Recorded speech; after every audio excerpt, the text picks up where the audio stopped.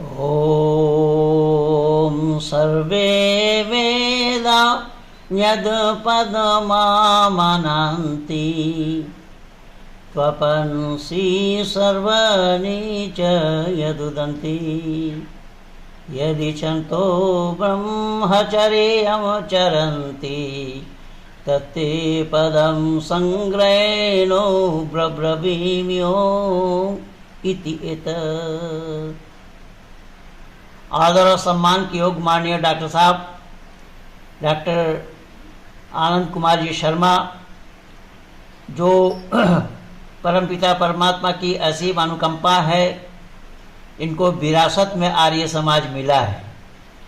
बाबू रतिराम शर्मा जी के साथ भी मेरा बहुत अच्छा संपर्क और संबंध रहा है। शिलीगुड़ी आर्य समाज के वो प्रधान थे और जोड़ करके रखा था उन्होंने।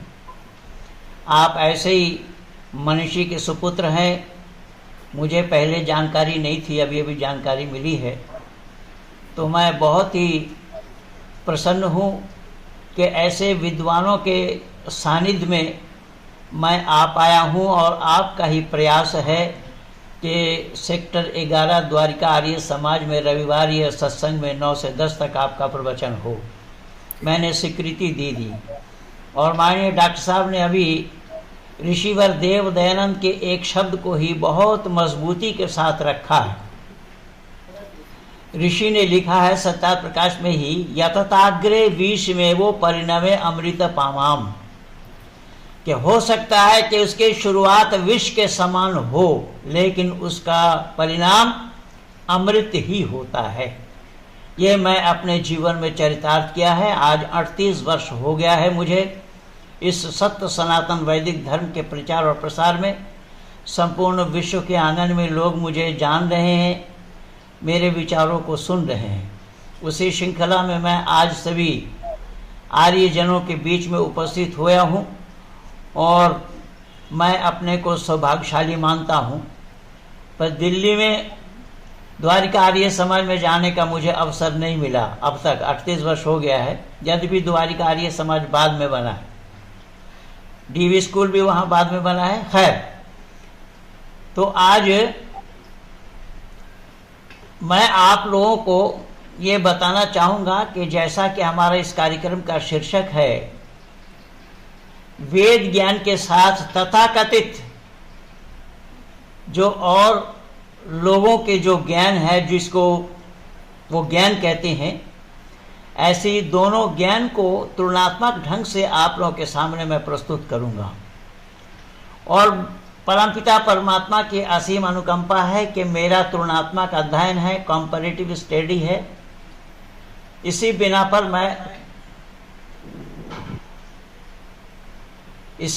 मैं सत्य सनातन वैदिक धर्म क्या है, वेद ज्ञान क्या है, वैदिक परंपरा क्या है, वैदिक संतति क्या है, ऋषि परंपरा क्या है, ऋषि दयानंद के क्या विचार थे। ऋषि दयानंद ने साफ शब्दों में लिखा कि अलग कोई मत या पंथ चलाने का लेश मात्र भी अभिप्राय मुझ में नहीं है। मैं वेद का प्रतिपादन करना चाहता हूँ, सत्य का प्रतिपादन करना चाहता हूँ। वो सत्य कौन सा है कि ब्रह्मा से लेकर के जैमिनी पर्यंत तक ऋषि मुनियों के जो उद्गार हैं, उसी का ही प्रतिपादन करना मैं अभी समझता हूँ। अगर मुझे कोई मत या पंथ चलाना होता तो इतने मत चले हुए हैं, मैं किसी एक मत का अनुयायी अवश्य होता। ये ऋषि दयानंद के विचार, ऋषि दयानंद के उद्गार है। मैंने इसे अपने जीवन में उतारा, इसे मैंने अपना मंत्र माना है। ऋषि दयानंद से एक बार मैंने और ली, सत्य का बोलना और बुलवाना, असत को छोड़ना और छुड़वाना मैं अभी समझता हूँ। ये मैं ऋषि दयानंद के जीवन से ये मंत्र मैंने लिया और उसे मैं चरितार्थ करने में लगा हूँ। तो मैं कुछ गिनी चुनी बातों को आप लोगों के सामने प्रस्तुत करूँगा कि हमारा जो ये मानव है, हम जो मानव कहलाते हैं, इसमें हमारा शरीर, मन, बुद्धि और जीवात्मा, ये मूल रूप से शरीर नाम इन सब को लेकर के पड़ा है। शरीर एक कंप्लीट शब्द है, उसके अंग है हाथ, पांव, आंख, कान, नाक आदि आदि। तो कंप्लीट शब्द इसका है शरीर। और इसका प्रेरणादायक कौन है, प्रेरणा कौन करता है? उचित कार्य करने में कौन प्रेरणा देता है? उसी प्रेरणा का नाम ही शिक्षा है, और वह परमपिता परमात्मा के द्वारा ही हुआ करता है। परमात्मा को इसीलिए ऋषि दयानंद ने आदि मूल माना है। इससे किसी एक की भी शिक्षा यदि छूट जाए तो शिक्षा का उद्देश्य पूर्ण नहीं हो सकता। ये जो बातें बताई गई हैं, इसमें से अगर किसी एक का उपदेश छूट जाए या एक को हम छोड़ दें तो उसको शिक्षा कहा जाना संभव नहीं है। इन सब अंगों के समुचित शिक्षा होने पर गृहस्थ जीवन या गृहस्थ धर्म को भी संभाला जाना संभव है। यह ऋषि दयानंद की मान्यता है, और ऋषि दयानंद कह रहे हैं इसके मूल आधार ही परमात्मा है। परमात्मा को छोड़े बिना मनुष्य नहीं बन सकता। अगर परमात्मा को छोड़ दिया, परमात्मा को नहीं माना, परमात्मा को नहीं जाना, परमात्मा के उपदेशों को आत्मसात नहीं किया, परमात्मा का गुणगान नहीं गाया, तो मानव जीवन अंतिम श्रेय के प्रकृति के बंधन से छुटकारा पाया जाना संभव नहीं है। प्रकृति के बंधन से छुटकारा पाने के लिए मूल साधन और उपदेश परमात्मा का है। परमात्मा को ही मानव जीवन में अपना लेना चाहिए। जो मानव परमात्मा को नहीं जाना, परमात्मा को नहीं माना, परमात्मा के उपदेश को आत्मसात नहीं किया, वो मानव कहलाने के अधिकारी, मानव कहलाने के हकदार नहीं है। इसे व्याहिति कहा जाता है। इसके संबंध में हमने अपना मत व्यक्त किया है कि इसे 7 में हम ले सकते हैं, इसके 7 भागों में हम बांट सकते हैं, 7 भागों में हम जान सकते हैं। भुवः स्वः महा जनः तपः और सत्यम, ये विचार ऋषि दयानंद के हैं। ये संस्कार विधि में ही पा जाएंगे, संध्या के पुस्तक में भी पा जाएंगे। संध्या के पुस्तक में भी हम और आप देख सकते हैं। जना का तात्पर्य पृथ्वी अर्थात अन्य नक्षत्रों पर बसे हुए प्राणी की दृष्टि है। जो प्राणी की सृष्टि है उन सब की बात बताई गई है। तपः का अभिप्राय यह है कि कर्म जो किसी की प्राप्ति के लिए सतत किया जाता है। सत्यम का अभिप्राय यह है कि कार्य जगत में इसका रचयिता बनना। हम समझते हैं कि 3 व्याहिति के वर्णन में के बिना शिक्षा पूर्ण नहीं समझा जा सकता। शिक्षा का पूर्ण होना संभव नहीं है। शिक्षा को समझा नहीं जा सकती या समझी नहीं जा सकती। इन सब आदि मूल में परमेश्वर है। ये विचार ऋषि दयानंद के हैं। इन सब के आदि मूल कौन है? बोले परमेश्वर है। परमात्मा की रची सृष्टि अभिभूत कहलाती है। इंद्रिय मन बुद्धि और अधिदेव कहलाती है, और आत्मा तत्व ज्ञान आत्मा अध्यात्म कहलाती है। अभिभूत जड़ पदार्थ है। अभिदेव के पदार्थ जिसमें प्राण कार्य करते हैं, और आध्यात्म से अभिप्राय यह है कि जीवात्मा और परमात्मा ये दोनों ही मिले हुए हैं, क्योंकि जीवात्मा काम करती है परमात्मा के प्रेरणा से, और बुद्धि इसका निर्णायक है। आत्मा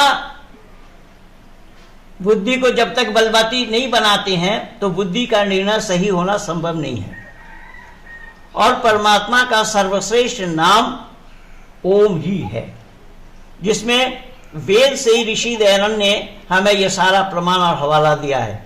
वेद मंत्रों के पठन पाठन अध्ययन ज्ञान आरंभ से ही उच्चारण का अभिप्राय यही है कि कार्य ईश्वरीय कार्य है। ईश्वर के द्वारा ही निर्मित होता है। परमात्मा की सृष्टि की रचना, इसका प्रचलन स्थिर नियमों के आधार पर ही किया गया है। इन नियमों को ऋत कहते हैं, और ऋत स्थिर ईश्वरीय नियम है। वह अपरिवर्तनीय है, वो परिवर्तन नहीं होता। ईश्वरीय जो नियम है वो अपरिवर्तनीय है। जैसा उदाहरण के रूप में आम के पेड़ में आम का लगना या आम का फलना, यह ईश्वरीय नियम, इसको ऋत कहा गया है। और ऋषि दयानंद कह रहे हैं ये अपरिवर्तनीय है। कोई ये कहे कि आम के पेड़ में जामुन का लगना संभव है, अल्लाह अगर चाहेंगे तो, ईश्वर अगर चाहेंगे तो, यहोवा अगर चाहेंगे तो ऋषि दयानंद कह रहे हैं कि यह संभव ही नहीं है। ये ज्ञान और विज्ञान जो हमारा है, जो वैदिक ज्ञान है, इस वैदिक ज्ञान के साथ पाश्चात्य ज्ञान, जिसको ज्ञान कह रहे हैं लोग, सही अर्थों में वो ज्ञान नहीं है, वही अज्ञान है। क्यों? कि प्रकृति नियम के विरुद्ध आचरण करना ही अज्ञानियों का काम है। अर्थात ये मान लेना, जैसा कि मैं बोला कि ऋत का ये नियम है, प्रकृति का ये नियम है, आम के पेड़ में आम का ही लगना। आम के पेड़ में कोई कहे अल्लाह अगर चाहेंगे तो इमली का लगना संभव है, तो ये अज्ञानी है, वो लोग अज्ञानी है, ये अज्ञानता की बात है। और अल्लाह भी ज्ञानवान सिद्ध नहीं हो सकते, क्योंकि ये ऋत बताया गया है कि ये अपरिवर्तनीय है। ये प्रकृति के जो नियम है, प्रकृति नियम बिल्कुल अपरिवर्तनीय है, इसके अंदर में चेंजिंग आना, परिवर्तन आना संभव ही नहीं है। इसे दुनिया वालों ने जानने का प्रयास नहीं किया और खामखा इसको ज्ञान के नाम से, अल्लाह के नाम से, यहोवा के नाम से और ईश्वर के नाम से, हमारे हिंदू घराने वाले भी वही हैं, जैसा छेदी लाल है वैसा ही सुराखी लाल है। ये भी कहते हैं ईश्वर अगर चाहेंगे तो हो जाएगा, ईश्वर चाहेंगे ही नहीं। ये ऋषि दयानंद कह रहे हैं, मेरी बात नहीं है, माफ कीजिएगा, मैंने अपने तरफ से एक भी शब्द इसमें लगा करके नहीं बोला। ये ऋषि के विचार हैं। ऋषि ने कहा कि यही तो मानव को समझना है। क्यों? हम मानव जो ठहरे, अब मानव ठहरने के बाद अगर इसको हम नहीं समझ पाए, इसको समझने का प्रयास हमने नहीं किया, इसको समझना हम नहीं चाहते हैं, तो हम मानव कहलाने के हकदार या अधिकारी नहीं बनेंगे। ये मैं नहीं कह रहा हूं, हमारे ऋषिवर, हमारे पथ प्रदर्शक ऋषिवर देव दयानंद बतला रहे हैं। क्या है दुनिया के लोगों, इसे जानना ही मानवता है कि ऋत क्या है, कि उस नियम को जानो। उस नियम को जाने बगैर अपने को भी जाना संभव नहीं। ये उद्गार ऋषि के हैं। ऋषि ने जो विचार मानव समाज को दिया है, आप संपूर्ण विश्व के आंगन में ढूंढ डालिए, ऋषिवर देव दयानंद के मुकाबले में एक भी ऐसे विचारशील, विचारवान व्यक्तित्व का मिलना संभव नहीं है। इसलिए हमारे लेखकों ने लिखा है, 100 बार जन्म लेंगे, 100 बार फना होंगे, एहसान दयानंद के फिर भी ना अदा होंगे। ये इतना बड़ा काम ऋषिवर देव दयानंद ने किया है। मैं तो डंकी की चोट में कहता हूं, कहता रहा हूं, कहता आया हूं और कहता ही रहूंगा कि ये चीज मुझे मिली है सत्यार्थ प्रकाश में। जैसे कि माननीय डॉक्टर साहब ने अभी अभी सुनाया आप लोगों को, सत्यार्थ प्रकाश अगर मैं ना पढ़ता होता, गुरुकुल इंद्रप्रस्थ के माध्यम से अगर सत्यार्थ प्रकाश मेरे हाथ न लगती होती, सत्यार्थ प्रकाश के नजदीक मैं नहीं आ पाता होता, तो मैं भी विचरण कर रहा था उसी में। किसमें? आम के पेड़ में भी इमली का लगना संभव है। सही बात। ये विचार ऋषि ने हमें दिया है कि बेटा ऐसा नहीं है, ऐसा होना संभव नहीं है। क्यों?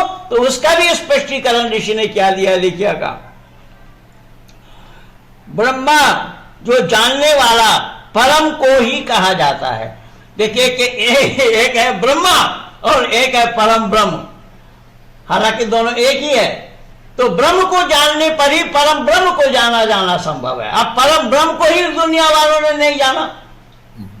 परम ब्रह्म कौन है, उसे ही दुनिया वालों ने जानने का प्रयास नहीं किया। इस विषय में ही ये बहुत सारे मंत्र वेद में उद्धृत है। ब्रह्मा सत्य ज्ञान और अनंत है। ब्रह्मा क्या है कि वो सत्य ज्ञान है और अनंत है। गुहा में महान आकाशवते व्योम कहा जाता है, जो में इसमें स्थित है। और जानना यह है कि अब कामनाओं का भोग करने वाला कौन है, और भोग कराता कौन है? भोगने वाला है जीवात्मा, और भोग कराने वाले का नाम परमात्मा है, ब्रह्म है, परम ब्रह्म है। ये जान लेना या देख लेना मानव मात्र के लिए बहुत जरूरी है, क्योंकि इसको लोगों ने जाना नहीं। उस और आत्मा से आकाश उत्पन्न हुआ, आकाश उत्पन्न हुआ, और इसमें क्रम क्या बताया गया? नहीं, आकाश से वायु, वायु से अग्नि, अग्नि से जल, जल से पृथ्वी, पृथ्वी से औषधियां, औषधियों से अन्न, और अन्न से पुरुष उत्पन्न हुआ। पुरुष पुरुष अन्न और रसमय है। अब देखिए यहां पर इसी सृष्टि नियम को देख लीजिए, यहां पर क्रम बताया गया, आकाशात वायु, वायु अग्नि, अग्नि आपा आदि, जो ये मैं बताया हूं कि आकाश से वायु, वायु से जल, जल से औषधि आदि, और अंतिम में मानव को बनाया, और मानव की रोजमर्रा की चीजें पहली बनाई परमात्मा ने। अब यहां देखिएगा, चाहे आप कुरान को लीजिए, बाइबल को लीजिए, त्रिपिटक, जिंदा विस्ता, बिजब, गुरुगत, ये दुनिया में जितने भी मजहबी किताब हैं, जितने भी मजहबी ग्रंथ हैं, किसी भी मजहबी ग्रंथ से यह पाया जाना संभव नहीं है। किसी भी मजहबी ग्रंथ में यह क्रम नहीं बताया है कि दुनिया सृष्टि की रचना क्यों और कैसे हुई है, किस तरीके से की गई, किसके बाद क्या आया है, यह क्रम कहीं नहीं आया है सिवाय वेद को छोड़कर। ऋषि दयानंद सत्यार्थ प्रकाश में सत्यार्थ प्रकाश का 8वां सउल्लास में भी प्रकाश डाला है, इसी मंत्र का उदाहरण दिया, इसी मंत्र को उद्धृत किया है ऋषि ने। और ऋषि ने साफ कहा, और कहा ही नहीं, दुनिया वालों के नजदीक में इसको सिद्ध करके दिखाया, प्रमाणित किया। जैसा मानव के रोजमर्रा की चीजें पहली हैं, पहले ही परमात्मा ने हमारे सामानों को, हमारे वस्तुओं को पैदा किया, तैयार किया, बनाया, दिया हमें। उसके बाद हम आए, हम आते और हमारी वस्तुएं ना आती होती तो परमात्मा का सृष्टि नियम पर दोष लगता, परमात्मा पर लोग उंगली उठाते, क्या परमात्मा नहीं। सुनो ना, अरे मैंने क्या बोला, दीदी ने 1 साल तक नहीं मांगे। हाँ हाँ, तो मैंने क्या बोला, सुन तो सही। वो तो सौरभ ये कहता नहीं, हम उनसे मांगेंगे नहीं अभी। वो अपना म्यूट कर लीजिए। मिसेस तनेजा जी, शांता जी, आपके यहाँ से आवाज आ रही है? हाँ जी। इसमें देखिए क्या कि कितनी सुंदर बातों को ऋषि ने दिया है, ऋषि ने दर्शाया है। क्या है दुनिया के लोगों कि हम आ जाते और हमारी जरूरत की सामान ना आती तो परमात्मा पर लोग उंगली उठाते और ये कहते कि परमात्मा को सृष्टि की रचना करना नहीं आता, जानते नहीं। इसलिए देखिए मैं प्रमाण दे रहा हूं, जब मां के उदर में संतान रहता है, मां के शिकम में पहले दूध आ जाता है, अर्थात संतान के भूमिष्ठ होने से पहले मां के शिकम में दूध आ गया। तो हम पहले आए या हमारी खुराक पहले आई? परमपिता परमात्मा ने हमारी खुराक को पहले दिया कि हमारे संतान जाके भूखा न रहे, भूख भूख न चिल्लाएं। इसे बहुत से लोगों ने जानने का प्रयास नहीं किया, और यहां तक कि मैं दावा के साथ कह रहा हूं, स्वामी विवेकानंद भी नहीं जानते थे। स्वामी विवेकानंद अगर जानते होते तो चिकागो में जाकर के वो भारत में भूखमरी हो रही है ये शब्द न कहते, क्योंकि वो आध्यात्मिक जगत से थे नहीं, आध्यात्मिक जगत से वो जुड़े हुए नहीं थे। यही तो परमात्मा का उपदेश है कि मेरे संतानों, तुम्हें भूख कह के चिल्लाना ना पड़े धरती पर जाकर, मैंने मां के शिकम में तुम्हारी खुराक दूध पहले दिया। इसके बावजूद भी लोग उस परमात्मा को पहचानना नहीं चाहते, उसकी एहसान फरामोशी करते हैं, उसकी शुक्रिया अदा नहीं करते, उसका सानिध्य लाभ करने का तरीका क्या है उसको जानने का भी प्रयास नहीं करते।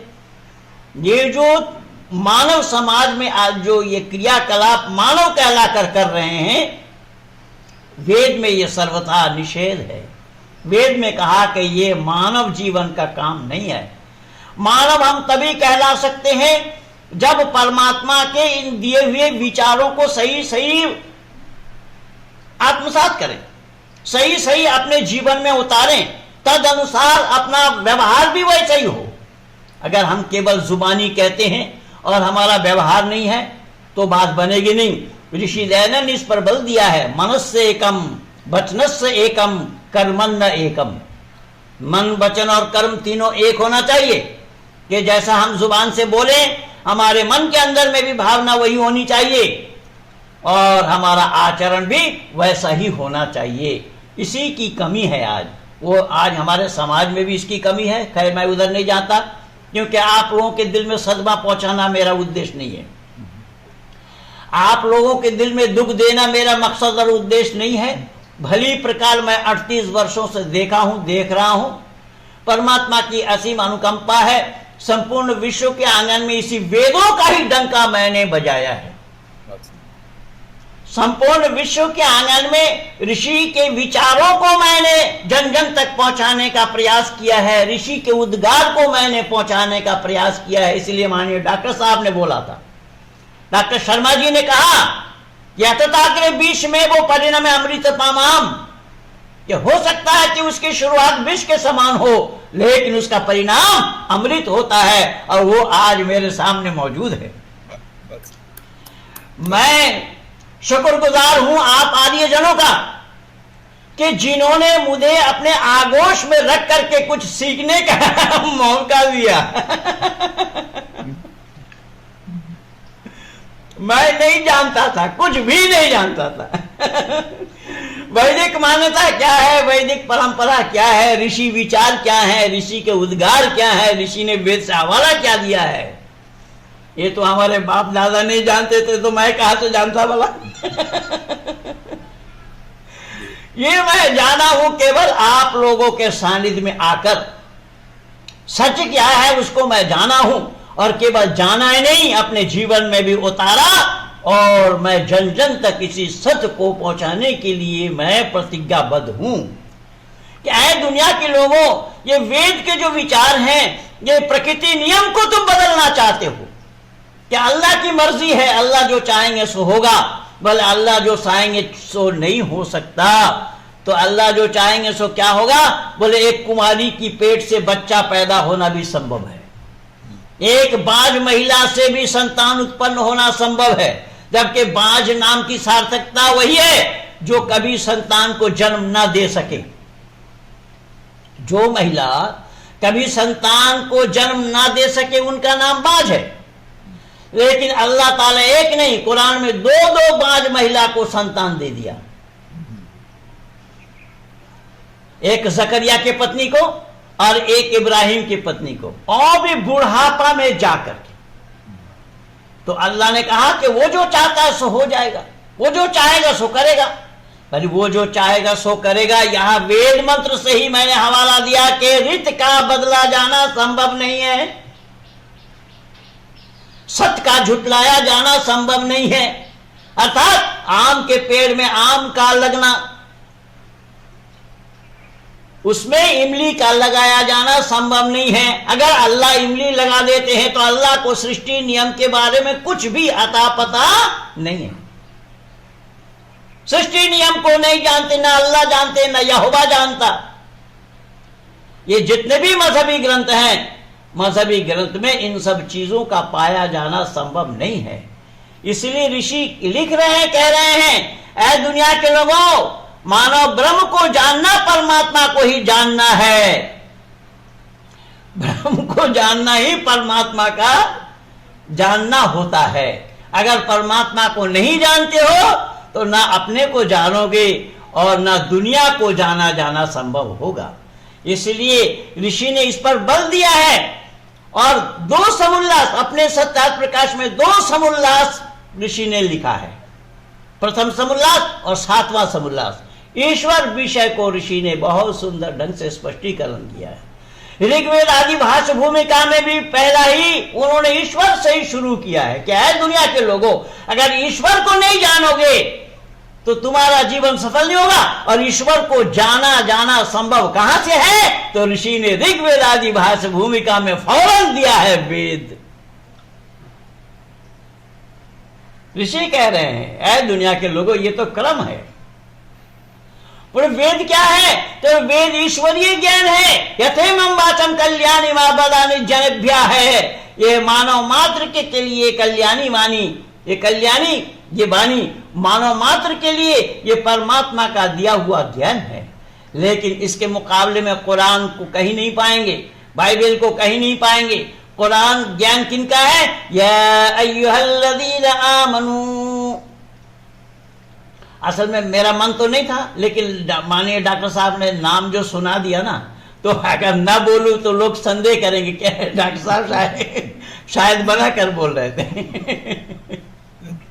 हालांकि जो मेरे से वाकिफ है वो सब जानते हैं। तो कहने का तात्पर्य मेरा ये है, यहां अल्लाह ने साफ कहा या अय्युहल्लज़ीना आमनू, ऐ ईमान लाने वालों।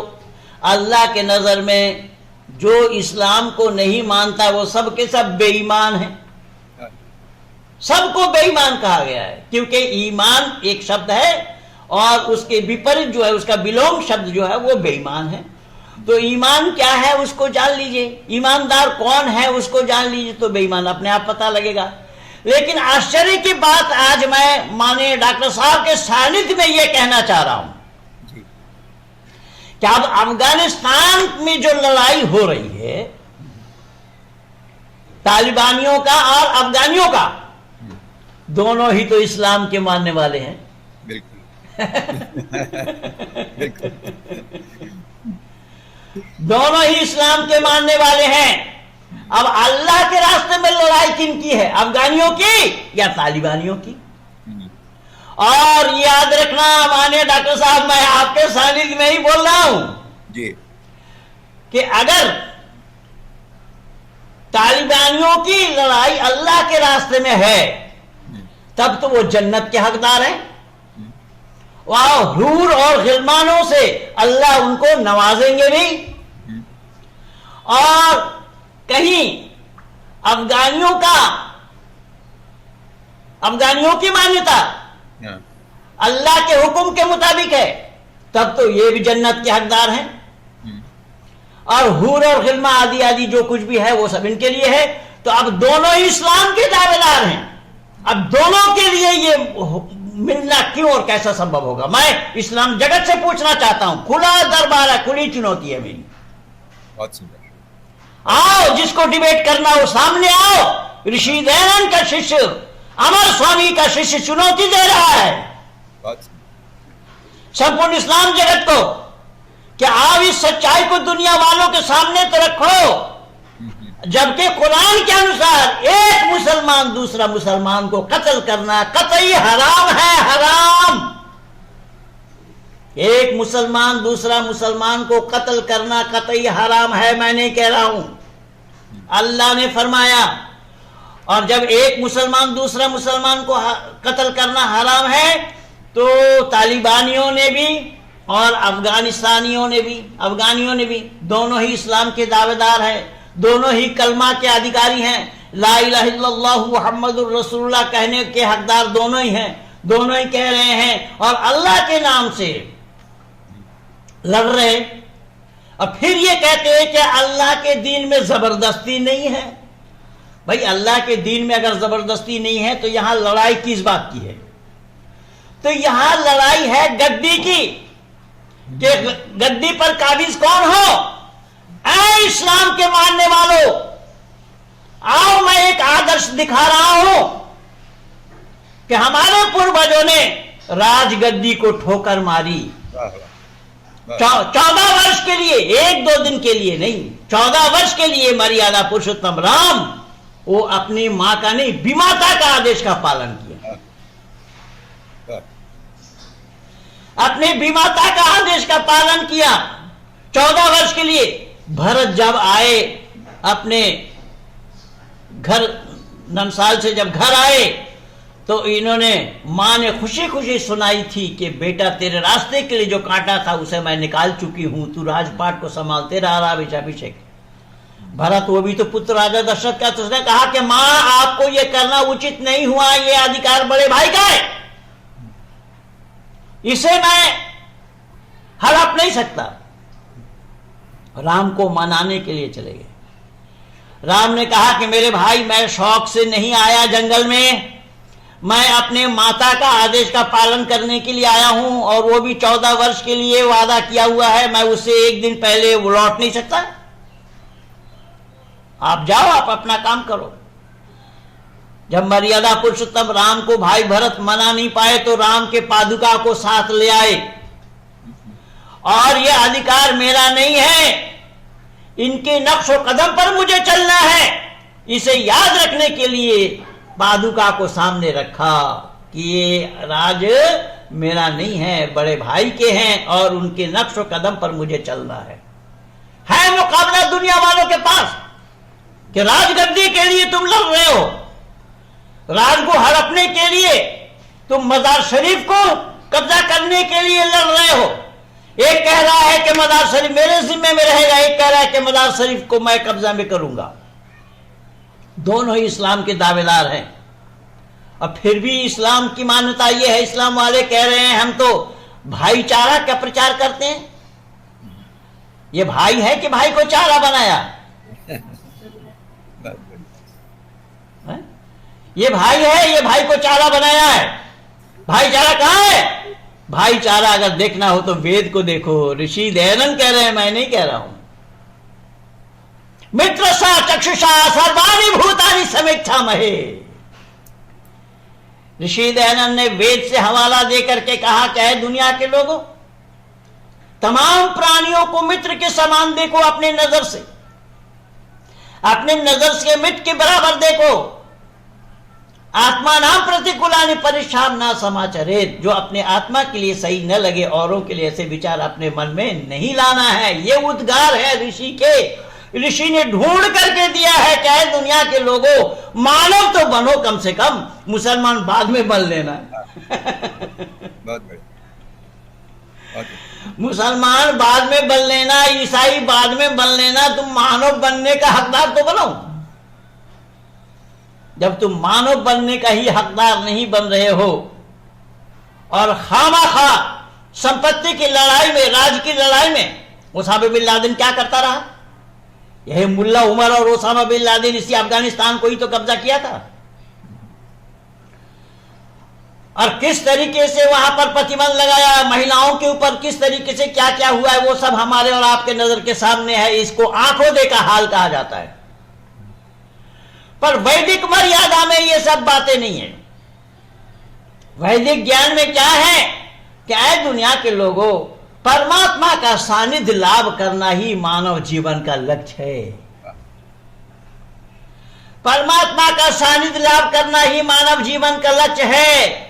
जो ऋतंच सत्यंच अविधा तपसु अध जायते ततुरात जायते ततो समुद्रो अर्णवा समुद्राद अर्णवादि समसरो अजायते अहोरात्राणि विदद्विश्वशमिषतो वशी सूर्य चंद्रमा सौधाता यथा पूर्व में कल्पयत। वेद से हवाला उठा करके दिया ऋषि दयानंद ने।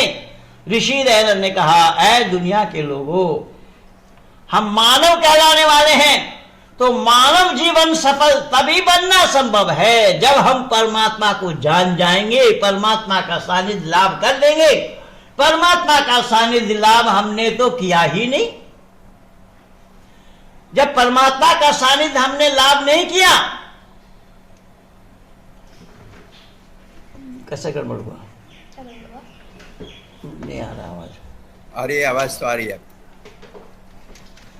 परमात्मा का सानिध्य लाभ नहीं हुआ तो मानव जीवन का सफल बनाया जाना या बनना संभव ही नहीं होगा। मानव का लक्ष्य परमात्मा को प्राप्त करना है, इसीलिए उसको मोक्ष कहा जाता है। मोक्ष उसी का ही नाम है कि मानव अपने जीवन में सफल से सफलतम की ओर जाते हुए ईश्वर सानिध्य लाभ करने का जो साधन है, उस साधन के मुताबिक अपना जीवन को सरबसर करना, अपना जीवन को चलाना। मोक्ष का मतलब ये नहीं है कि आपके दिल्ली में जो बुराड़ी में पिछले दिन हुआ है, घर के लोग सारे सुसाइड करके ही मोक्ष चले गए। ऐसा संभव नहीं होगा। मोक्ष एक पीरियड का नाम है, वो कर्म अनुसार ही पाना है। परमात्मा आनंद स्वरूप है, परमात्मा से आनंद को प्राप्त करने के लिए जितने देर तक आनंद को प्राप्त करना है या जीवात्मा करती है, उतने देर का ही नाम मोक्ष है। मोक्ष कोई और चीज नहीं है। लेकिन यह जीवात्मा फॉरएवर के लिए परमात्मा के आनंद को प्राप्त नहीं करना, उसका एक शेड्यूल्ड पीरियड है। उस पीरियड को खत्म होने के बाद फिर जीवात्मा को जीवात्मा रहना है। ऋषि दयानंद ने इसका हवाला दिया कि जैसा एक लोहा को अग्नि में डालने के बाद ये लोहा अग्नि सम हो जाता है, लेकिन लोहा को निकालने के बाद लोहा को लोहा ही रहना है, यही प्रमाण है। लेकिन दुनिया के लोगों ने तो आज उस परमात्मा को प्राप्त करना नहीं चाहा। दुनिया के लोग अगर प्राप्त करना चाह रहे हैं तो ये मार पीट हुड़दंग मचा करके जन्नत के हूरों को प्राप्त करना चाहते हैं। हदाई का संध्या का लयस्माउन फीहा लगवन वला किज़्ज़बा, वो हूर और गिल्मा को प्राप्त करना चाहते हैं। ऋषि दयानंद कह रहे हैं ये मानव जीवन का लक्ष्य नहीं है बाबू। ये मानव कहलाने के हकदार नहीं बनोगे। मानव का लक्ष्य ईश्वर प्राप्ति है।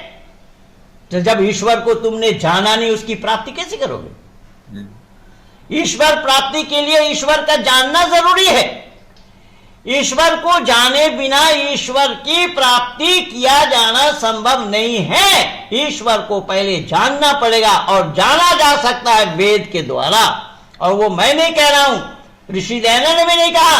वेद मुकद्दस में परमात्मा का ही उपदेश है, नाना पंथा विदते आय नाय, क्या अनेक रास्ता सही नहीं है, सही और सच्चा रास्ता केवल एक है। उसी सही और सच्चे रास्ते को इख्तियार करने के बाद ही मानव जीवन का सफल बनाया जाना संभव है। मानव जीवन को सफल बनाने के लिए मानव मात्र को चाहिए कि परमात्मा का सानिध्य लाभ करना। लेकिन परमात्मा को जिन्होंने जाना नहीं, वो परमात्मा का सानिध्य क्या लाभ करेंगे? अब देखिए बाइबल वालों की मान्यता क्या है कि आदि में परमेश्वर ने आकाश और पृथ्वी की सृष्टि की। बाइबल वालों की मान्यता है कि आदि में हमने वहां बोला आकाश जल वायु अग्नि वनस्पति और उसके बाद मानव, जो क्रम था उसका मैं बोला। अब यहां बाइबल क्या कह रहा है देखिएगा। बाइबल वालों की मान्यता है कि आदि में परमेश्वर ने आकाश और पृथ्वी की सृष्टि की। पर सृष्टि करने के लिए तो रॉ मटेरियल होना चाहिए, कोई साधन संसाधन जुटाना पड़ेगा किसी को रचना करने के लिए। जैसे यहां पर 3 साधन हैं, मेरा लैपटॉप है या मेरा डेस्कटॉप है, कंप्यूटर है, आप लोग हैं और मैं हूं। अब इन तीनों में से एक को हटाकर देखिए काम चल रहा है कि नहीं, संभव ही नहीं है। लेकिन यहां अल्लाह ने, गॉड ने, यहोवा ने आकाश की सृष्टि की। परमेश्वर ने आकाश की सृष्टि की। किस चीज से सृष्टि की? क्या था? बोलो कुछ भी नहीं। अल्लाह के मन में आया, यहोवा के मन में आया, उसने बना दिया। कुरान भी कह रहा है इन्ना मसल ईसा इंदल्लाहि कमसल आदमा खलकहु मिन तुराबिन सुम्मा क़ाला लहु कुन फयकुन। जब लोगों ने पूछा कि मरियम संतान कुमारी अवस्था में कैसा जन्म दे दिया, हजरत ईसा मसीह बिना बाप का कैसा पैदा हो गया, तो ऋषि दयानंद सत्यार्थ प्रकाश में ये लिखते हैं बिना बाप का कैसा पैदा हुआ। बोले जैसा कि मानो कोई ये कह रहा है कि मेरा जीव नहीं है तथापि मैं बोलता हूं। ये जी बस ऋषि ये मैंने ऋषि कह रहे हैं, ऋषि कह रहे हैं कि इसका मिसाल यह है कि मानो मेरा जीव नहीं है फिर भी मैं बोलता हूं।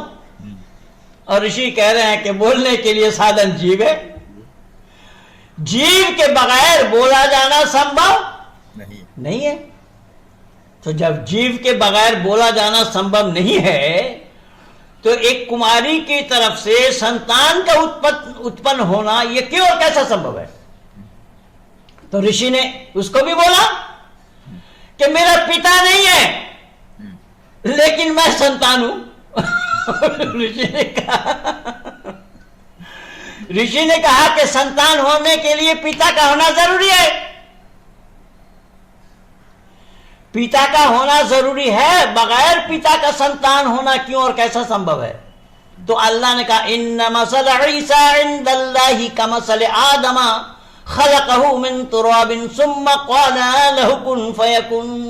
क्या रे ईसा को छोड़ो, ईसा को मैं बिना बाप का कैसा पैदा किया ये तुम पूछना चाहते हो, जानना चाहते हो। लेकिन देखो आदम को तो मैं बिना माँ और बिना बाप का ही पैदा किया। मैं एक बार कह देता हूं हो जा, बस हो जाता है।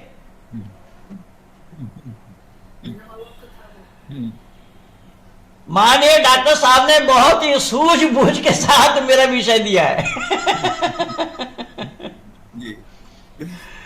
माननीय डॉक्टर साहब विलक्षण प्रतिभा संपन्न व्यक्तित्व हैं और डॉक्टर साहब ने जानबूझ करके ये विषय दिया है कि वो पाश्चात्य संस्कृति, वो जिसको ज्ञान कह रहे हैं लोग, अंधकार को ही ज्ञान कहा जा रहा है। अंधकार का ज्ञान होना क्यों और कैसा संभव है? अंधकार तो अंधकार ही रहना है, अंधकार को अंधकार रहना है। अंधकार प्रकाश में परिवर्तित होना संभव नहीं है, क्योंकि प्रकाश प्रकाश है और अंधकार अंधकार है। तो प्रकाश और अंधकार दोनों को जानना जरूरी है। इसलिए सही अर्थों में ज्ञान हमारा वेद है। उस वेद ज्ञान को जानने के बाद इतर जितने भी हैं ये सब अज्ञान सिद्ध होता है। बहुत बढ़िया, बहुत बढ़िया। वेद ज्ञान के सामने में ये कोई भी टिकने वाला नहीं है। कोई ना टिक सका है ना टिका जाना संभव है। मैं कयामत तक समय दे रखा हूं। बहुत बढ़िया, बहुत। क्या आओ, किसके अंदर में ताकत है, किसके अंदर में मादा है, किसके अंदर में सलाहियत है, आओ। लेकिन आने के लिए मैंने शर्त रख दिया कि हम स्टैम्प पेपर में एविडेविट करके, स्टैम्प पेपर में लिखा पढ़ी करके ही हम इस कार्यक्रम को करेंगे। मैं हार गया तो तुम्हारा, तुम हार गए तो मैं धर्मी बनो। बात अभी आप लोगों ने दूरदर्शन में देखा, सुदर्शन न्यूज चैनल में, वो कुरान लाने के लिए गया मौलाना कोकब, और कुरान ही ला रहा है। सुरेश जी ने कहा कि पंडित जी एक दिन अलग से इनके साथ आपका कराएंगे। और जितने भी मौलानाओं का नाम ले लेकर के सुरेश जी ने चिल्ला चिल्ला कर आवाज दे करके पुकारा, एक भी नहीं आया अपने शक्ल दिखाने के लिए, अपने चेहरे दिखाने के लिए। लेकिन विभिन्न दूरदर्शन में आप देखते हैं सब चिल्पो कर रहे हैं, कहीं कोई कुछ को बोल रहा है, कोई कुछ बोल रहा है, जबकि वैदिक सिद्धांत के बारे में कुछ भी जानकारी नहीं है और ना तो इन एंकरों को पता है कि क्या पूछना चाहिए इनको। एक शब्द पूछने पर ही इनके पसीने छूट जाएंगे, लेकिन वो शब्द इन एंकरों के पास नहीं है। मैं एक छोटा सा उदाहरण दे रहा हूं, और उदाहरण, यद्यपि ये विषय मेरा नहीं है, मेरा विषय तो वही है जो मैं बोल रहा हूं, लेकिन उदाहरण के लिए मैं ये बोल रहा हूं कि अभी आप लोगों ने देखा कि बंगाल के मुख्यमंत्री 5 दिन दिल्ली में पड़ाव डाले, भारत का प्रधानमंत्री बनना चाहते हैं। कोई बात नहीं, सबकी इच्छा है, आकांक्षा है, सब बने और सब बनना चाहिए। लेकिन जो मुख्यमंत्री ये कह रही थी कि मैं प्रधानमंत्री नहीं मानता, इनके गाल में मैं थप्पड़ लगाना चाहती हूं, थप्पड़ मारूंगी, तो वो अनुदान किन से मांगने के लिए गए? प्रधानमंत्री के पास अनुदान मांगने के लिए गए, अनुदान के लिए कह रहे हैं और फिर बोल रहे हैं कि हम प्रधानमंत्री नहीं मानते। जब प्रधानमंत्री आप मानती नहीं हो, किसके पास चली गई आप मांगने के लिए? ये दूरदर्शन के चैनल में बैठे हुए एंकरों के पास पूछने की मादा नहीं है, ना ये जानते हैं, एक सवाल में ही पसीने छूट जाएंगे। तो ये सब काम नहीं हो रहा है। और ऋषि कह रहे हैं कि इसका मूल आधार वेद है। वेद को जाने बिना सच्चाई के नजदीक आना संभव नहीं होगा।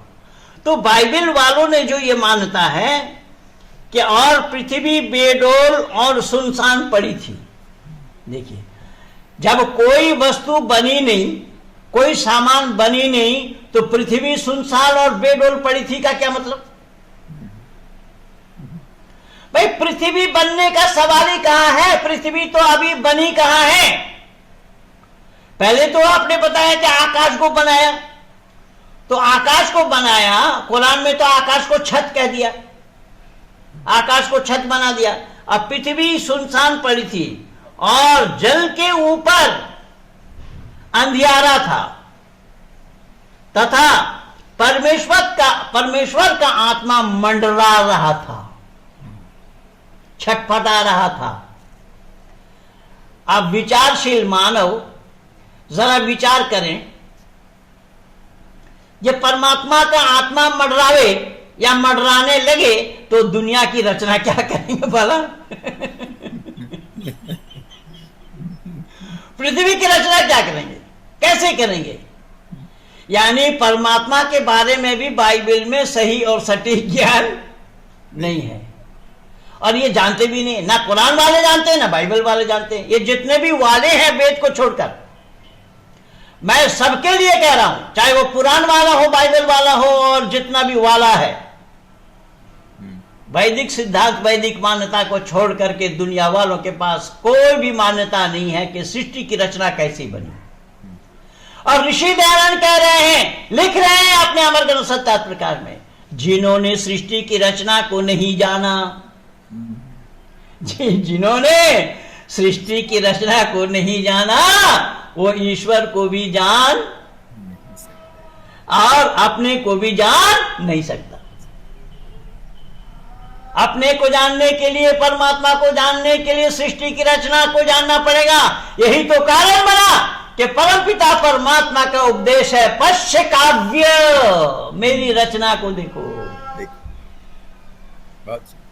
मेरी रचना को देखो, मुझे मत देखो, मैं कौन हूं, क्या हूं, कहां हूं, कैसे हूं, ये सब मत देखो। और तुम देखना भी चाहोगे, देख भी नहीं पाओगे। क्या कमाल है। ऋषि के उद्गार को देखिए जरा। ऋषि कह रहे हैं कि तुम्हारे लिए देखा जाना संभव क्यों नहीं है? बोले इसलिए नहीं है, वो आंख का विषय नहीं है। एक शब्द में ही ऋषि ने उठा कर रख दिया कि वो आंख का विषय नहीं है। बच्चों तो देखोगे कैसे, किस चीज से देखोगे? देखने के लिए साधन आंख है, और आंख का विषय है रूप को देखना, और वो निराकार है। तो कुछ लोग कहते हैं वो निराकार भी है, साकार भी है। जी हां, वेद की मान्यता भी यही है कि वो निराकार भी है, साकार भी है। और निराकार के माने क्या है? जिसके आकार ना हो। वेद की मान्यता है कि वो साकार नहीं होगा, वो निराकार ही है। क्यों? बोले साकार होने से उसमें दोष आ जाएगा, सीमित दायरे के अंदर में हो जाएंगे, एक देशी हो जाएंगे, सर्वव्यापक का होना संभव नहीं होगा। पर इस सच्चाई को कहां जाना लोगों ने? लोग फिर अटकल लगा रहे, कह रहे हैं कि वो सगुण भी है, निर्गुण भी है। ऋषि ने कहा बिल्कुल है, सगुण भी है और निर्गुण भी है। वो सगुण और निर्गुण का परिभाषा जान लो। सगुण के माने गुण सहित, और निर्गुण के माने गुण रहित। तो ऋषि ने कहा सगुण अर्थात परमात्मा के जिम्मे में जो कार्य है उसे अंजाम देने में परमात्मा सगुण है, उसके जिम्मे में जो काम नहीं है उसे अंजाम न देने में वो निर्गुण है। जैसा ऋषि ने खोला, जैसा सृष्टि की रचना करने में परमात्मा सगुण है, उसको स्थिति में लाने में परमात्मा सगुण है, प्रलय करने में परमात्मा सगुण है, मानव मात्र के किए हुए कर्मों का फल देने में परमात्मा सगुण है। और निर्गुण तो ऋषि कह रहे हल चलाने में परमात्मा निर्गुण है। ऋषि कह रहे मानवकृत कार्य करने में परमात्मा निर्गुण है, संतान उत्पत्ति करने में परमात्मा निर्गुण है। अब ये सब मान रखे हैं, वो सगुण भी है निर्गुण भी है। भाई सगुण है निर्गुण है ये तो बिल्कुल ठीक है, वो सगुण है, लेकिन सगुण क्या है, उसका परिभाषा क्या, उसको तो जानना पड़ेगा। तो ये है वेद ज्ञान। इस वेद ज्ञान जिनके पास नहीं है वो मानव जीवन सफल बनाना संभव नहीं है उनके लिए। मानव जीवन को सफल बनाने के लिए वेद ज्ञान का जानना जरूरी है। अब ये परमात्मा का आत्मा मंडरा रहा था तथा परमेश्वर की आत्मा जो मंडरा रहा था उसके ऊपर तब परमेश्वर ने कहा उजियाला हो जा। परमेश्वर ने कहा उजियाला हो जा।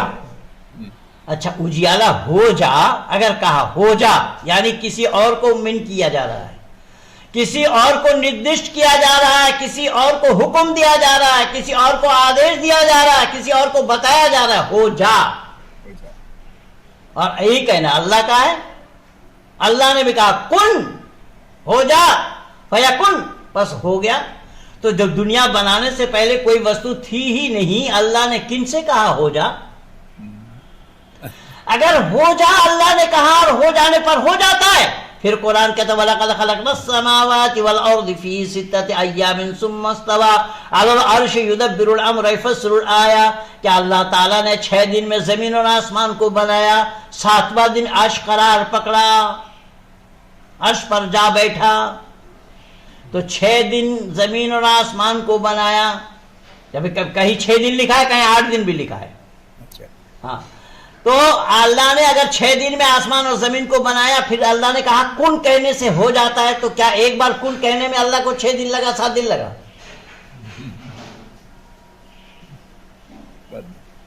तो कहने का तात्पर्य ये है, तो ऋषि दयानंद कह रहे हैं कि वेद में ये बेतुकी बातें नहीं है।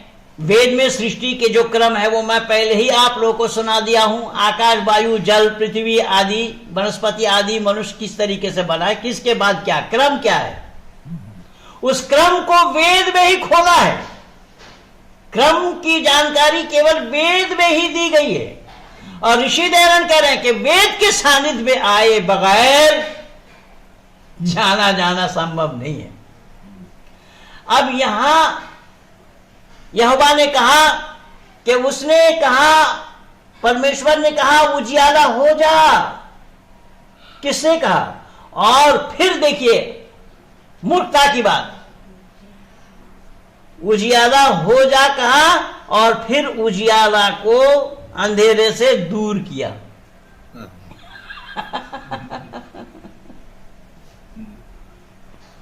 अच्छा, उजियाला को अंधेरे से दूर करना क्यों संभव, कैसे संभव होगा? आप अंधेरे में एक मोमबत्ती जलाएंगे तो उजाला अपने आप हो जाएगा? उजाला होना संभव है क्या? उजाला को दूर करना पड़ेगा या अंधेरा को दूर करना पड़ेगा? अंधेरा को दूर करने का तो साधन यही है कि एक प्रकाश जलाइए, प्रकाश करिए, उजाला करिए, अंधकार अपने आप दूर होगा। या अंधेरे को दूर किया और फिर पानी के ऊपर अंधेरा था। बाइबल का विज्ञान देखिए, इसलिए माननीय डॉक्टर साहब ने तथाकथित विज्ञान लिखा है। माननीय डॉक्टर साहब ने लिखा है तथाकथित विज्ञान। ये क्या बता रहा है? इसमें बताया गया है बाइबल में ये जल के ऊपर अंधेरा था, लेकिन जल के अंदर अंधेरा था, ये लिखते होते तो मानने लायक बात थी। जल के ऊपर अंधेरा का क्या मतलब? जल के ऊपर तो पृथ्वी है, तो पृथ्वी प्रकाशमय है, क्योंकि जो क्रम सृष्टि के बताए गए हैं ये क्रम यहां नहीं है। और क्रम अगर ना हो तो सृष्टि की रचना करना, सृष्टि की रचना किया जाना संभव क्यों और कैसे है? ये है इन अंधकारमय विज्ञान, ये है वह अंधकार रूपी विज्ञान। और हमारा प्रकाश रूपी विज्ञान जो वेद का है, वेद के मानी ही है ज्ञान। विद जाने, विद विचारेन, विद सत्तायाम, विद लाभ, ये सब वेद के होते। तो वेद के मानी है ज्ञान। वो ज्ञान किसका? परमपिता परमात्मा का। किनके लिए? मानव मात्र के लिए। यथेमं वाचम कल्याणी मा बदाली जनभ्या, ये कल्याणी वाणी मानव मात्र के कल्याण के लिए है। कितना है कि मानव मात्र को जितना चाहिए, क्योंकि दिमाग की परिधि हर एक की बराबर नहीं है। जो जितना निकालना चाहेंगे उनको उतना ही मिलता चला जाएगा। यानी वेद में नेति नेति शब्द आया है कि यहीं तक नहीं, और है, और है, और है, और है। कितना है कि जितना तुम चाहोगे उसको समाप्त किया जाना संभव नहीं है, क्योंकि परमात्मा का ज्ञान असीम है। बोले कारण, बोले यही कारण तो यही है कि वो परमात्मा है। तुम्हारा अल्लाह नहीं, अल्लाह का ज्ञान सीमित है। तुम्हारा यहोवा नहीं, यहोवा का ज्ञान सीमित है। लेकिन अल्लाह का, परमात्मा का ज्ञान सीमित नहीं है, वो असीम है। परमात्मा का ज्ञान समाप्त होना संभव नहीं। तो वेद के माने ज्ञान, ज्ञान किसका? परमात्मा का। किन के लिए? मानव मात्र के लिए। कितना? मानव मात्र को जितना चाहिए। कब से? आदि सृष्टि से। आदि सृष्टि से है। सृष्टि के बीच से अगर परमात्मा का ज्ञान हो जाए तो पहले वाले लोग वंचित हो जाएंगे। इसलिए अल्लाह को किताब बदल बदल करके देना पड़ा। कभी तौरात दिया, कभी ज़बूर दिया, कभी इंजील दिया, तो कभी कुरान दिया। ऋषि दयानंद कह रहे हैं कि परमात्मा का ज्ञान परिपूर्ण है। जब मौलाना अब्दुल्ला तारिक के साथ मेरा डिबेट हुआ तो उसने भी बोला कि कुरान को हम ईश्वरीय ज्ञान मानते हैं, वेद को भी मानते हैं, वेद को प्रथम ज्ञान मानते हैं, कुरान को अंतिम ज्ञान मानते हैं। मैंने कहा ज्ञान किसका? बोले परमात्मा का। मैंने कहा परमात्मा का ज्ञान पूर्ण होता है या अपूर्ण? बोले परमात्मा का ज्ञान पूर्ण होता है। मैंने कहा जब परमात्मा का ज्ञान पूर्ण होता है तो पहले ज्ञान में कौन सी बात की कमी रह गई थी जो बाद में पूरी की? बहुत बढ़िया। जवाब नहीं आया है, जवाब नहीं दे पाए, और ना जवाब है इन लोगों के पास। इसलिए मैं निवेदन कर रहा हूं, फिर अगला शब्द जो आया है वो देखिए कि अगला शब्द आया है किस भाषा में है। क्या कमाल किया है ऋषि ने। ये वैदिक संपत्ति को पढ़ेंगे, रघुनंदन शर्मा जी को पढ़ेंगे तो उसमें भी पा जाएंगे भाषा विज्ञान पर। पंडित जी ने, माननीय पंडित जी ने बहुत सुंदर ढंग से खुलासा किया है भाषा विज्ञान पर। ऐ दुनिया के लोगों के भाषा बनती कैसे है? आपने गुरुदत्त शर्मा जी ने भी स्पष्टीकरण दिया है। गुरुदत्त शर्मा जी ने भी इसका स्पष्टीकरण दिया है उसमें, यानी तैत्तिरीय उपनिषद में। उन्होंने तैत्तिरीय उपनिषद दिखाया है, उसमें तैत्तिरीय उपनिषद में उन्होंने इसका स्पष्टीकरण दिया है कि धरती पर आने के साथ मानव जो मुंह खोलता है उससे स्वर निकलती है। स्वर निकलता है। वो स्वर और व्यंजन ये सब मिला करके 54 अक्षर होते हैं जी। और इन 54 में स्वर एक वर्ग है और व्यंजन एक वर्ग है। स्वर वो है जो बिना किसी का सहारा लिए बोले, उसका नाम स्वर है। ऋषि दयानंद ने इसको वर्ण उच्चारण शिक्षा में लिखा है, स्वयं राजंता इति स्वरः। जो अपने आप में राजा है, जो किसी का सहयोग नहीं लेता, किसी का सहारा नहीं लेता, वो स्वर है। और व्यंजन बोले स्वर के सहयोग से जो बोले वो व्यंजन है। जब मैं हॉलैंड में था तो वहां पर जितने भी रेडियो स्टेशन सब में मेरा प्रोग्राम हुआ। एक मौलाना सवाल किया, ये आप कैसे बोल रहे हैं कि भूमिष्ठ होकर के वो स्वर से चिल्लाता है। मैंने आपके घर में एक बच्चा पैदा हुआ, एक क्रिश्चियन के घर में एक बच्चा पैदा हुआ, हिंदू के घर में बच्चा पैदा हुआ, तीनों बच्चे की रोने, हंसने, चिल्लाने, पुकारने की आवाज एक है या अलग है? तो बोले एक है। मैंने कहा वो क्या है? तो ये आ बोले, ई बोले, ऊ बोले, इसी का नाम स्वर है। कोई मुस्लिम परिवार में जन्म लेकर के बच्चा अल्लाह अल्लाह नहीं पुकारेगा। ईसाई परिवार में गॉड गॉड नहीं चिल्लाएगा, यहोवा नहीं कहेगा। ईसा मरियम नहीं पुकारेगा, यहां पर भी मोहम्मद मोहम्मद नहीं चिल्लाएगा, या जय श्री राम भी नहीं बोलेगा कोई। सबके रोने, हंसने, चिल्लाने, पुकारने की आवाज एक ही है। इसीलिए ऋषि लिख रहे स्वयं राजंता इति स्वरः, जो अपने आप में राजा है। लेकिन दुर्भाग्य तो यह है कि हम मानव कहलाने वाले इसी सच्चाई के नजदीक आना नहीं चाहते। आचरण में लाना तो दूर की बात, हम सच्चाई के नजदीक आना नहीं चाहते। अगर सच्चाई के नजदीक हम आ जाएं तो मानव जीवन का सफल बनाया जाना संभव होगा। उससे पहले मानव जीवन का सफल बनाया जाना संभव नहीं होगा। तो माननीय डॉक्टर साहब ने जो विषय मेरे लिए दिया था कि हमारा विज्ञान क्या है, हमारा ज्ञान क्या है, हमारा ज्ञान और विज्ञान क्या है, और पाश्चात्य जिसको लोग विज्ञान कह रहे हैं वो सही अर्थों में वो विज्ञान है या अंधेरा है। मैंने तुलनात्मक ढंग से आप लोगों के सामने ये प्रस्तुत किया है। मुझे तो 9 से 10 तक बोला गया था, लेकिन 9:15 बजे से मुझे समय मिला है, इसीलिए मैं सोच रहा हूं कि समेटना चाहिए। लेकिन जो विषय मैं आप लोगों को दिया हूं ये मत समझिएगा कि ये मेरे अपने मन की बातें हैं, नहीं। मन की बात तो माननीय प्रधानमंत्री जी करते हैं। ये विचार मैं ऋषियों का ही दिया हूँ, ये ऋषियों के विचार है, ऋषियों की मन की बात है। ऋषियों के मन की बात मैं थोड़ा सा बताने का प्रयास कर रहा हूँ आप लोगों के सामने, आप लोगों के बीच में। और ये प्रयास मानव मात्र को करना चाहिए। हर मनुष्य अगर इसी सच्चाई को जान जाए, सीख जाए, मान ले, आचरण में ले आए, तो मैं दावा के साथ कह रहा हूं कहीं पर कोई झगड़ा नहीं है। क्योंकि मानव का काम झगड़ा करने का नहीं है, लेकिन मानव का काम जब झगड़ा करने का नहीं है, लेकिन यहां मानवों को झगड़े से फुर्सत ही नहीं है। वो तो मैं बोला, अफगानिस्तान का उदाहरण दिया ना, दोनों ही लड़ रहे हैं, दोनों ही इस्लाम के दावेदार हैं, दोनों ही कलमा के पढ़ने वाले, ला इलाहा इल्लल्लाह मुहम्मद रसूलुल्लाह कहने वाले हैं। अच्छा, इन बात को छोड़े थोड़ा पीछे जाएंगे तो पीछे जाने से भी देखेंगे आप, वहां हजरत अली के लड़कों को, दोनों को, हसन और हसन को किसने मारा? मोहन भागवत जी भेजे थे या डॉक्टर केशव बलराम हेडगेवार जी भेजे थे किसी को मारने के लिए? या कोई विश्व हिंदू परिषद का व्यक्ति कोई जाकर के मारा था? तो इस्लाम तो शुरू से ही ये झगड़ा का काम इस्लाम का है। अल्लाह ने आदम बना करके उसे में भी झगड़ा लगा दिया, भाई भाई को मरवा दिया। एक बहन के साथ दोनों नजर लगा रखा था, दोनों एक बहन को शादी करना चाहते थे और दोनों एक से मरवा करके एक से शादी करा दी। तो ये तमाशा इनका जो है, ये ज्ञान का होना संभव ही नहीं है। और वहां देखिए, आदम को बनाया और आदम के बाया पसली से उसकी स्त्री को बना दिया, बिना ऑपरेशन थिएटर, बिना दवा दारू, बिना सर्जन, ऑपरेशन हो गया, आदमी बन गया। और आदमी उसके अंदर में रूह डाला, रूह अल्लाह ने पाया कहा, जबकि रूह अजन्मा है, जीव जो है वो अजन्मा है।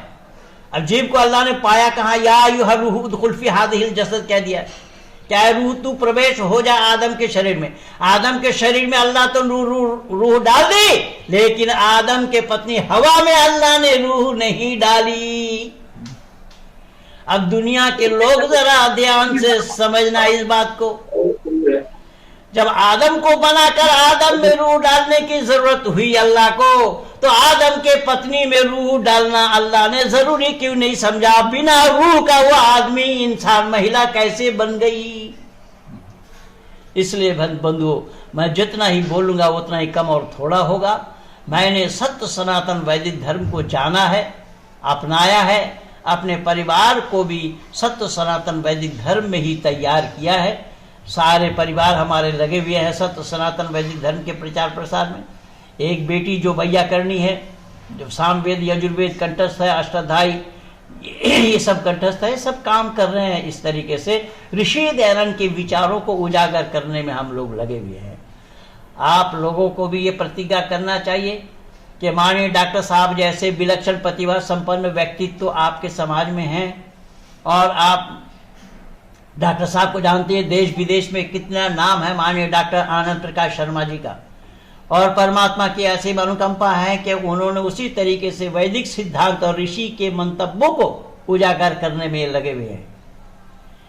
तो डॉक्टर रवि प्रकाश जी जो अपना महर्षि दयानंद यूनिवर्सिटी वाले हैं, तो ये इस तरीके से मैं निवेदन करूंगा कि ऐसे लोग आप लोगों के साथ जुड़े हुए हैं, ऐसे लोगों का सानिध्य प्राप्त कीजिए और अच्छाई को अपना करके अपने जीवन को सफल से सफलतम की ओर ले जाने का प्रयास करें।